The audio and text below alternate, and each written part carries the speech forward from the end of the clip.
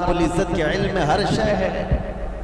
معاملہ یہ ہے میرے عزیزوں، اور سارے معاملات اگر تم کسی پرٹیکولر ایک ہی آدمی پر اعتراض کرو گے تو یہ حالات اور تقاضے کے مطابق نہیں ہے۔ بہت سارے معاملات ایسے ہیں جو اس روئے زمین پر صرف امتحان کے لیے لائے گئے ہیں۔ یہ دنیا دارالعمل ہے، یہ دنیا دارالامتحان ہے۔ یہاں ہر کوئی اپنا امتحان دینے آیا ہے، اور جو سوالات اس طرح کی گردش کرتے کچھ ان کی طرف سے کچھ ان کی طرف سے۔ آپ کو پتا ہے اللہ کا کروڑوں احسان ہے کہ رسول کریم صلی اللہ تعالیٰ علیہ وسلم کی حدیث یاد کرو۔ حضور صلی اللہ علیہ وسلم نے حضرت علی سے فرمایا تھا کہ اے علی، ایک جماعت ایسی ہوگی جو تم سے محبت میں مبالغہ کرے گی، غلو کرے گی، اوور کرے گی اور گمراہ ہو کر دوزخ میں جائے گی، اور ایک جماعت ایسی ہوگی جو تم سے دشمنی کرے گی، نفرت کرے گی اور وہ بھی دوزخ میں جائے گی۔ بس وہ لوگ جنتی ہیں جو درمیان میں ہیں۔ حضرت علی رضی اللہ تعالیٰ عنہ کی اتنا برابر بھی توہین نہیں کرتے، اور ان کی محبت میں عقیدت میں اتنا غلو نہیں کرتے کہ ان کو نبی کے درجے تک پہنچائیں، اور اس جماعت کا نام اہل سنت و جماعت ہے۔ اور الحمدللہ ہمیں اس بات کا فخر ہے کہ ہم مولا کائنات علی مرتضیٰ کی عظیم کرتے ہیں، تقریب کرتے ہیں، لیکن نبوت کے درجے تک نہیں پہنچاتے۔ اب یہ معاملہ، اور کچھ جماعت ایسی ہے جو حضرت علی کا ہمیشہ تان و تشنیع کرتے رہتی ہے، گستاخیاں کرتی رہتی ہے۔ تو اے سنیو، تم فخر کرو، نہ تمہارا شمار اللہ نے کھٹملوں میں رکھا ہے نہ چوہوں میں رکھا۔ الحمدللہ کہ رسول پاک صلی اللہ تعالیٰ علیہ وسلم کے ان شیروں میں ہمارا شمار ہے جو حق بولتے ہیں اور ہر حق پر قائم رہتے ہیں۔ ہوتا یہ ہے کہ ادھر سے بھی ادھر سے بھی فساد مچایا جاتا ہے۔ حضرت علی کے خلاف کچھ جماعتیں بولتی ہیں، حضرت امیر معاویہ کے خلاف کچھ جماعتیں بولتی ہیں۔ اب حضرت علی رضی اللہ تعالیٰ عنہ اور کربلا کے واقعات کے متعلق جو لوگوں کو پیٹ میں درد ہے اور یہ کہتے ہیں، یہ مولانا لوگ بڑے بڑے واقعات سناتے ہیں، لمبی داستانیں سناتے ہیں، کربلا کے میدان میں یہ ہوا وہ ہوا۔ حسین اعظم کربلا کے میدان میں گئے تھے، ان کے سامنے ان کے بچے شہید ہو رہے تھے، کٹ رہے تھے، اور حسین کون ہے؟ رسول اللہ کے نواسے۔ حسین کون ہے؟ علی کے بیٹے۔ حسین کون ہے؟ فاطمہ کے جگر گوشت۔ ان کے ساتھ نسبتیں رضوان اللہ تعالی علیہ اجمعین۔ اتنے بڑے حسین اعظم اور صحابی رسول ہیں جس کے درجے کو کوئی غوث بھی نہیں پہنچ سکتا۔ یہ بات تو طے ہے۔ اب یہ سوال چوہوں کی طرف سے جو یہ کہتے ہیں کہ جب کربلا کے میدان میں وہ اپنے بچوں کو نہیں بچا سکے تو پھر کوئی غوث اور کوئی قطب، کوئی ولی تمہارے پکارنے پر تمہاری مدد کیسے کر سکتے ہیں؟ تو ہمارا بھولا بھالا جوان جس کو پٹی پڑھا دی جاتی وہ سمجھتا، ہاں کربلا کے میدان میں جب حسین اپنے بچوں کو نہیں بچا سکے تو پھر دوسرے ولی کیا بچائیں گے، اور کیوں ہم دوسرے اولیاء کو پکاریں گے مدد کے لیے؟ یہ اس طرح کے شوشے چھوڑے ہوئے ہیں۔ پہلے تو ان ظالموں کو یہ جواب دو، حسین اعظم رضی اللہ تعالیٰ عنہ کو کربلا کے میدان میں جان بچانے کے لیے نہیں بھیجا گیا تھا، بلکہ اپنی جان دے کر اسلام بچانے بھیجا گیا تھا۔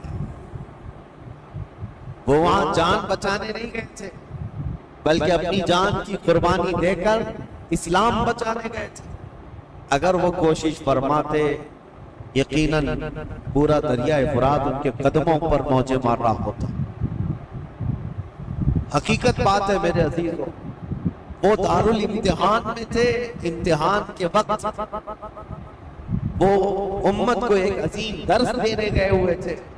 اس سے یہ ثابت نہیں ہوتا کہ وہ مدد نہیں کر سکتے، یہ مدد نہیں کر سکتے۔ ہم بغداد شریف میں تھے اور واپس آئے زیارت کی۔ ایک صاحب سے ہماری ملاقات ہوئی، انہوں نے کہا، اچھا مولانا بغداد سے جا کر آ رہے ہیں، آپ کی جماعت تو غوث پاک کہتی ہے۔ کہا بالکل، وہاں تو اتنے بم برس رہے ہیں، سنا ہے وہاں تو مسلمانوں کا قتل ہو رہا ہے، کتنے تو وہاں پر میزائل داغے جا رہے ہیں۔ کہا ہاں سنا ہے، ہو بھی رہا ہے، حقیقت ہے، ہم دیکھ کر کے بھی آئے۔ کہا تو پھر غوث کیا کر رہے ہیں آپ کی؟ کیا ان کو بغداد والوں سے محبت نہیں ہے؟ میں نے ان سے سوال کیا، غوث پاک کو بغداد والوں سے جتنی محبت نہیں ہوگی، اس سے کروڑوں درجے اللہ کو مومنوں سے محبت ہے۔ میں پوچھا اللہ کیا کر رہا ہے؟ یہ ولی کا مقام بعد میں ہے، اللہ کیا کر رہا ہے؟ کیا اللہ تعالیٰ کو ان مومنوں سے محبت نہیں ہے؟ نادانوں، اگر یہی سوال کرنا ہو تو پھر بدر میں، احد میں، خندق میں، ہر جگہ سوال یہ کرنا پڑ جائے گا کہ رب تعالیٰ نے مومن جماعت کی نصرت کیوں نہیں کی؟ جب دارالامتحان میں ہوتا ہے کوئی امتحان کے میدان میں، تو یہ نہیں دیکھا جاتا کہ اس کی جان بچ رہی یا کون بچا رہا ہے، بلکہ یہ دیکھا جاتا ہے کہ اس کے قدم کتنے مضبوط ہیں۔ استقامت کا امتحان ہوتا ہے۔ بہرحال سوالات بہت، اعتراضات بہت، اور ہمارا وقت اس میں ختم ہونا چلے جائے۔ ہم تاریخ کی طرف آتے ہیں۔ معاویہ بن ابی سفیان رضی اللہ تعالیٰ عنہما، ان کے انتقال کے بعد یزید تخت خلافت پر بیٹھ گئے، جبکہ بڑے صحابہ کی منظوری نہیں تھی، اتفاق نہیں تھا، اور جو صحابہ موجود تھے اس میں حضرت عبد الرحمن بن ابو بکر، حضرت ابو بکر صدیق کے بیٹے عبد الرحمن، حضرت عمر کے بیٹے عبداللہ، حضرت زبیر کے بیٹے عبداللہ بن زبیر، یہ بڑے صحابہ اس وقت تھے، اور حضرت حسین ابن علی رضی اللہ تعالیٰ، ان چاروں نے انکار کر دیا تھا کہ یزید کی تولیت یا اس کی خلافت کو ہم تسلیم نہیں کرتے۔ اب مسئلہ یہ ہوا کہ یزید بیٹھتے ساتھ ساری جگہوں پر خط لکھنے شروع کر دیے کہ میری بیعت لے لو، اپنے باپ، میرے باپ نے اعلان کیا ہے اپنے انتقال سے پہلے، لہٰذا میں امیر المومنین۔ کوفہ میں، بصرہ میں، سب جگہ یزید کی بیعت شروع ہو گئی۔ اب مسئلہ آ جاتا تھا مدینے کا، اور یہ چاروں بڑے صحابہ مدینے میں تھے، تو یزید کو ڈر انہی لوگوں سے تھا کہ یہ چار لوگ اگر منع کر دیے اور انکار کر دیے تو پورے حجاز میں میرا بیڑا غرق ہو جائے، اور ان چاروں میں کوئی ایک بھی کھڑا ہو گیا اپنے خلیفہ ہونے کا اعلان کرتے ہوئے تو آدھی دنیا ان کی طرف مائل ہو جائے گی، اس لیے کہ یہ چاروں بڑی عظمت والے ہیں، ایک صدیق اکبر کا بیٹا، ایک فاروق اعظم کا بیٹا، ایک حیدر کرار کا بیٹا، ایک عبدالزبیر رضی اللہ تعالیٰ عنہ کا بیٹا، تو یہ عشرہ مبشرہ کے بیٹے ہیں اور ان کی نسبتیں بھی بڑی ہیں، اور یزید کہاں، اس کی کون سی نسبت ہے؟ یہ تو حضرت امیر معاویہ رضی اللہ تعالیٰ عنہ کے گھر میں ان کی امارت کے زمانے میں پیدا ہوا، یعنی جب وہ گورنر تھے اس زمانے میں پیدا ہوا۔ ان چاروں صحابہ سے عمر میں بھی چھوٹا، اور عمل کا تو دور دور تک کوئی واسطہ ہی نہیں، کیونکہ تاریخ میں یہ ساری چیزیں محفوظ ہیں آج بھی۔ یزید دن رات عیاشی میں مبتلا رہا، کیونکہ اس نے عمارت دیکھی تھی اور مالداری دیکھی تھی، جس کی وجہ سے اس کے فسق و فجور کا سب بعد میں لوگوں کو پتہ چلا جب وہ تخت پر بیٹھا، بندروں کو کھلانا، نچانا، کبوتر بازی کرنا، اور باندیوں سے اور غلاموں سے رقص کروانا، یہ ساری چیزیں اس کے ساتھ موجود تھی۔ اب یہ خبریں جب مشہور ہو گئی تو کیا جو رسول اللہ کے صحابہ ہیں ایسے شخص کو امیر تسلیم کر سکتے تھے، جنہوں نے خلفائے راشدین کا زمانہ دیکھا، جو چاروں خلفاء کا زمانہ دیکھے ہوں اور جو خود رسول اللہ کو دیکھے ہوں، تو وہ اس عظیم اسلام کے دامن میں کسی ایسے شخص کو برداشت کر سکتے تھے؟ ہمارا اور تمہارا حال الگ ہے۔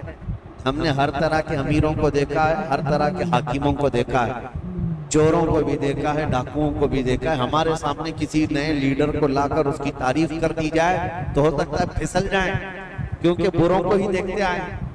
لیکن وہ چار صحابہ جو مدینے میں ہیں، ان کا حال تو ایسا تھا جنہوں نے رسول اللہ کو دیکھا، جنہوں نے صدیق اکبر کا زمانہ دیکھا، اور فاروق اعظم کی عدالت دیکھی ہے، عثمان بن عفان کی سخاوت دیکھی، اور حیدر کرار کی شجاعت دیکھی ہے۔ یہ خلفائے راشدین کا سنہرا دور دیکھے ہوئے صحابہ، ان کے سامنے کوئی آ کر کے یہ کہے، دن رات عیاشی کرنے والا، باندیوں کو نچوانے والا، اب مسلمانوں کا امیر المومنین بن گیا ہے، خلیفہ وقت ہے، کیسے تسلیم ہو سکتا ہے؟ ہوا یہ کہ اس نے بلا کر مشورہ لیا۔ مدینے میں اس وقت جو گورنر تھے ولید بن عقبہ، ولید بن عقبہ کو اس نے ایک خط لکھا اور کہا یہ جو بڑے لوگ موجود ہیں مدینے میں ان کو بلاؤ، عبد الرحمن بن ابو بکر، عبداللہ بن عمر،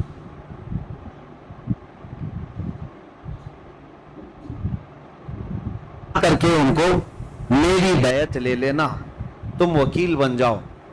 ابھی تک حضرت امیر معاویہ کے انتقال کی خبر مدینے نہیں پہنچی تھی، سب جگہ مشہور نہیں ہوئی تھی، تو یزید کا خط آیا ولید بن عقبہ کے ہاتھ۔ ولید بن عقبہ ایک نرم دل آدمی تھا، لیکن پڑھتے ہی خط کو کانپنے لگ گیا، کہا یہ تو بہت بڑا کام ہے میرے سر پر جو ڈالا گیا ہے، یزید کو تو یہ لوگ تسلیم کر ہی نہیں سکتے، کیا کیا جائے؟ تو وہ ظالم مروان جس کی تاریخ ہے آپ نے سنا، حضرت عثمان ابن عفان کی مہر جس نے چرائی تھی، ان کے قتل کا جو سبب بنا تھا، مروان موجود تھا۔ اس سے ولید بن عقبہ نے مشورہ کیا کہ کیا کرنا چاہیے، کہا چاروں کو بلاؤ اور ان کے سامنے یہ مسئلہ رکھو، کہو کہ امیر معاویہ کا انتقال ہوا اور وہ اپنے انتقال سے پہلے اعلان کر کے جا چکے ہیں، ان کا بیٹا خلیفہ ہے، لہٰذا تمہیں یہ بات ماننی پڑے گی اور بیعت کر لو، اگر وہ یہاں پر نہیں مانتے تو ان کا قتل کر دو۔ مروان نے سیدھے قتل کا مشورہ دیا۔ یہ بڑے صحابہ کے متعلق ولید بن عقبہ نے کہا ہرگز میں اپنے ہاتھ کو ان کے خون سے رنگین نہیں کر سکتا۔ پھر بھی اس نے بلوایا، یہ چاروں صحابہ کو جیسے ہی بلایا گیا، حضرت حسین ابن علی رضی اللہ تعالی، اگرچہ مدینے کو خبر نہیں پہنچی تھی حضرت امیر معاویہ کے انتقال کی، لیکن چاروں کو احساس ہو گیا کہ گورنر اگر ہمیں بلا رہا ہے تو یہ ملک شام کی آئی ہوئی کوئی خبر ہے۔ وہ اپنی تیاری سے ہی گئے تھے۔ حضرت امام حسین اپنے چند ساتھیوں کو لے گئے تھے اور کہا میں اندر جا رہا ہوں، اگر آواز بلند ہو جائے تو تم آ جانا اور پھر معاملات طے کیے جائیں گے۔ حضرت حسین، حضرت عبداللہ بن زبیر، عبد الرحمن بن ابو بکر اور حضرت عبداللہ بن عمر، یہ چاروں دارالحکومت میں آئے، گورنر ہاؤس میں، اور اس وقت ولید بن عقبہ موجود تھا اور مروان بھی موجود تھا۔ اس نے خط پڑھ کر کے سنایا یزید کا خط آیا ہے اور وہ خلافت کا حقدار تھا، اس لیے امیر معاویہ نے اس کے خلیفہ ہونے کا اعلان کر دیا، لہذا میں اس کا وکیل ہوں، یزید امیر المومنین کی طرف سے میں تم سے بیعت لیتا ہوں۔ حضرت عبد الرحمن بن ابو بکر وہ موجود تھے، اور یہ دونوں صحابہ عبداللہ بن زبیر، عبداللہ بن عمر، یہ کھڑے ہو گئے، کہا ہمیں ایک دن کی مہلت دے دو، ایک دن کی مہلت دے دو۔ وہ نکلے، حضرت امام حسین کو اس نے پکڑ لیا، کہا کیونکہ اسے پتا تھا کہ اب یہاں مضبوط خلافت کا کوئی دعوے دار ہے تو حضرت علی کے بیٹے ہو سکتے ہیں، کیونکہ ان کی طرف پوری دنیا مائل تھی۔ حضرت امام حسین سے پوچھا تو حضرت امام حسین نے کہا سب سے پہلی بات تو یہ ہے کہ ہم جیسوں کو یہ زیب نہیں دیتا کہ یزید جیسا شخص خلافت کے تخت پر بیٹھ جائے، ہمیں یہ زیب نہیں دیتا کہ ایسی کوئی خبر بھی ہم سنیں، کیونکہ یہ تخت خلافت کسی بادشاہ کا نہیں، یہ رسول اللہ کی نیابت کا ہے۔ رسول کریم صلی اللہ تعالی علیہ وسلم کی سنتیں جس کے اندر نہیں، وہ ان کی نیابت کیا کر سکتا ہے؟ تو ولید بن عقبہ نے کہا معاملہ گرم ہو جائے گا، حسین تو تیار نہیں۔ پھر کہا نہیں، آپ کو تو بیعت کرنا ہوگا۔ حضرت امام حسین نے کہا میں اس طرح چھپ کر بیعت کرنے والا نہیں، جب سارے مدینے والے سب لوگ بیعت کریں گے تب میں بھی علل اعلان آؤں گا، سب کے ساتھ آؤں گا، آج مجھے جانے دو۔ ولید بن عقبہ نے ان کو بھی جانے دیا، ٹھیک ہے۔ جیسے ہی یہ گئے، مروان بن حکم کھڑا ہوا اور کہا ولید بن عقبہ کو، کہا کہ تو نے بہت بڑا موقع گنوا لیا، آج ان کو قتل کر دینے کا سب سے بہترین موقع تھا، تو گنوا لیا، اور تو آج ان سے بیعت نہیں لے سکا۔ مروان کہہ رہا ہے دیکھ لینا زندگی پر اب تجھے حسین سے بیعت کبھی نہیں مل سکی، ایک بار وہ یہاں سے جا چکے ہیں، حسین کبھی بھی بیعت نہیں کر سکتے، تیرے لیے اچھا موقع تھا۔ ولید بن عقبہ نے کہا میرے لیے ساری دنیا آ جائے لیکن میں حسین کے خون سے اپنا ہاتھ رنگین نہیں کر سکتا، اس لیے کہ وہ رسول اللہ کی قرابت دار نواز ہیں۔ تو مروان بن حکم نے ولید بن عقبہ کی شکایت لکھ کر کے بھیجی یزید کے پاس کہ اس کی نرم دلی کی وجہ سے یہ چاروں چلے گئے، اور ہوا کیا عبداللہ بن زبیر اور عبداللہ بن عمر رات کے وقت ہی اپنا سامان لیے اور مکہ چلے گئے، مدینہ طیبہ چھوڑ کر چلے گئے کہ دوسرے دن پھر یہ گورنر بلائے گا اور زبردستی کرے گا، لیکن مکہ میں جائیں گے تو حرم پاک میں خانہ کعبہ کے اطراف کوئی کسی کو زور زبردستی نہیں کر سکتا جو حرم میں جائے گا، جنگ بھی حرام ہے، قتل و قتال بھی حرام ہے۔ تو یہ صحابہ وہاں چلے گئے اور وہاں جا کر انہوں نے پناہ لی۔ اب امام حسین مدینہ میں تھے، دوسرا دن آیا تو پھر دوسرے دن پھر اس نے بلایا ولید بن عقبہ نے کہ آؤ۔ امام حسین رضی اللہ تعالیٰ عنہ نے آج پھر کہا کہ نہیں، میں اس بیعت کے لیے زور زبردستی نہ کیا جائے۔ ولید بن عقبہ نے کہا اے حسین ابن علی، میں آپ کی تعظیم کرتا ہوں، آپ کی عزت کرتا ہوں، لیکن میرے اوپر ملک شام کا حکم آیا ہے، پریشر میں ہے، میرے اوپر دباؤ ہے، لہٰذا ایک ہی راستہ ہے کہ آپ یا تو میرے اس شہر میں یا حدود میں نہ رہیں جہاں میری گورنری ہے، یا تو بیعت کر لیجیے۔ امام حسین نے کہا میں شہر تو چھوڑ دوں گا لیکن بیعت نہیں کروں۔ اور کون سے شہر چھوڑنے کی بات؟ مدینۃ الرسول۔ امام حسین اپنے خاندان والوں کو آ کر بتاتے ہیں، اور امام حسین نے اہل بیت کے گھرانے میں یہ بات بتائی کہ آج ہمارے لیے ایسی حالت آ گئی ہے، مدینے میں رہنا ہے تو ہمیں اس کی بیعت قبول کرنا ہوگا اور اس کو امیر المومنین تسلیم کرنا ہوگا، یا تو پھر مدینے سے باہر نکل کر جیسے میرے دو بھائی مکہ چلے گئے، عبداللہ بن زبیر اور عبداللہ بن عمر، اسی طرح مجھے بھی مکہ حرم کعبہ میں جانا ہوگا۔ اہل بیت کا بچہ بچہ کہنے لگا رسول کریم صلی اللہ تعالی علیہ وسلم کا شہر چھوٹ رہا ہے، اے امام علی مقام، اس کو گوارا کر لیں گے لیکن رسول اللہ کی شریعت چھوٹ جائے یہ گوارا نہ کریں۔ حضور کے شریعت پر اور اسلام کی تاریخ میں ایسا کوئی دھبا آ جائے یہ گوارا نہ ہو۔